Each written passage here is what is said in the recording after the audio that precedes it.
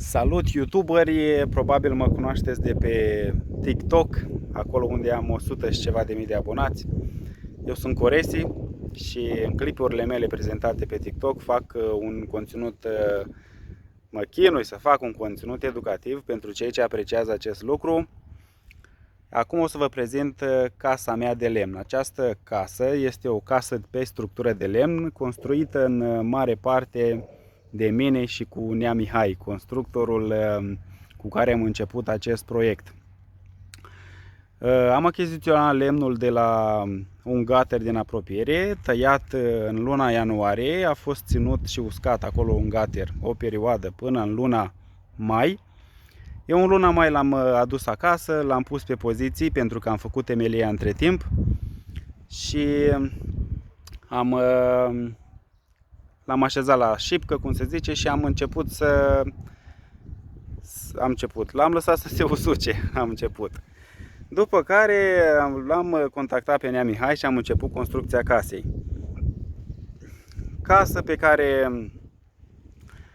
Proiect al casei pe care l-am găsit pe internet, mi-a plăcut foarte mult și am zis că aceasta este casa pe care vreau să construiesc și în care vreau să trăiesc. În luna mai, pe 1 mai mai exact, m-am apucat de construcție și împreună cu Nea Mihai am început să așezăm lemn cu lemn și să iasă ce ați văzut în spatele meu și ceea ce mi-am dorit. Sper să vă placă clipurile mele. Aici veți găsi toate informațiile necesare pe care le căutați pe internet și nu le găsiți. Mai exact, informații în legătură cu ce lemn îți trebuie pentru construcția casei de lemn, ce izolație să folosiți, ce materiale, de unde să cumpărați materialele și așa mai departe. Plus instalațiile interioare, din ce să le faceți, ce centrală să folosiți dacă nu aveți gaz în zonă și așa mai departe. Eu am folosit o instalație de încălzire în pardoseală cu țeavă PEX-A cu barieră de oxigen și cu plăci cu nuturi de la Hertz pentru a face traseele de la încălzirea în pardoseală.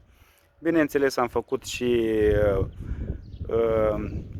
o șapă semi-umedă din nisip, ciment și cu soluție de elasticitate pentru a ușura contractarea și dilatarea șapei atunci când se încălzește și se răcește, pentru a nu împinge înspre pereți, pentru că pereții am de rigips interior și te mai trezești cu surpriză să-ți cadă faianța de pe pereți și așa mai departe. După ce am făcut instalațiile, am trecut la partea interioară și am izolat cu vată de la Knauf interiorul. Am venit cu profil de metal pe care am prins rigipsul, gips cartonul, nu rigipsul, gips cartonul tot de la Knauf.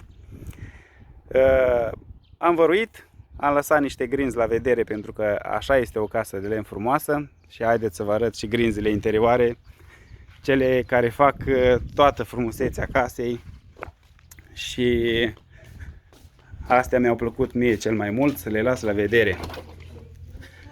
Acum vă prezint și în interior. Acesta este livingul, scara mea de lemn cu grinzile acestea pe care am așezat niște becuri interioare. Așa arată livingul. Sper că vă place, pentru că proiectul l-am ales eu, interiorul, designul la grinzele acestea, tot eu l-am ales. Haideți să vă arăt și de sus, să vedeți cum se vede exact din living.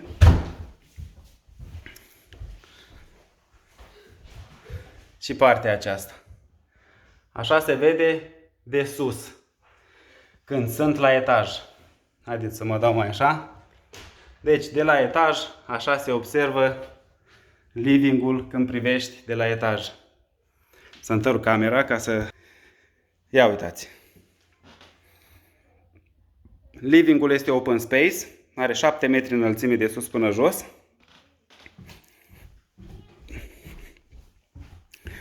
Cu geam mare la living pentru a avea lumină cât mai multă și priveliștea pe care o vedeți din față.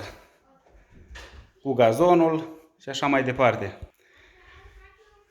Cei care doresc proiectul la această casă sau vor informații cât mai multe despre cum am construit această casă, pot să găsească și e-book-ul pe care l-am scris pe site-ul meu coresi.ro și anume cum am construit casa mea de lemn de la A la Z.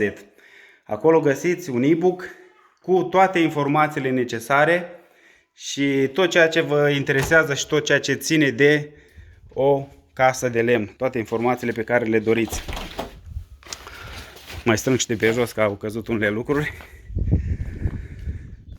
După ce m-am așezat la casa mea, normal că nu era totul terminat.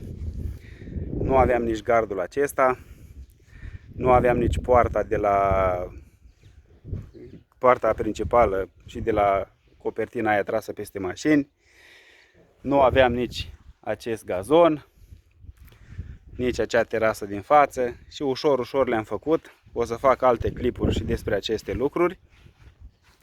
Important este ca voi să mă susțineți aici și să vă abonați la canalul meu, deoarece cei care mi-au dat follow acolo pe TikTok, 100 și ceva de mii de oameni, nu mi-au dat pentru că i-am enervat sau le-am spus prostii, tocmai pentru că le-a plăcut conținutul meu și la cerința lor am încărcat și aceste clipuri pe canalul meu de YouTube, tocmai pentru a veni în ajutorul lor și a le da clipuri mult mai calitative față de ce puteam să fac pe TikTok, și anume că acolo puteam să pun doar clipuri foarte, foarte mici și nu reușeam să le explic în totalitate ceea ce vroiam eu să le explic de fapt.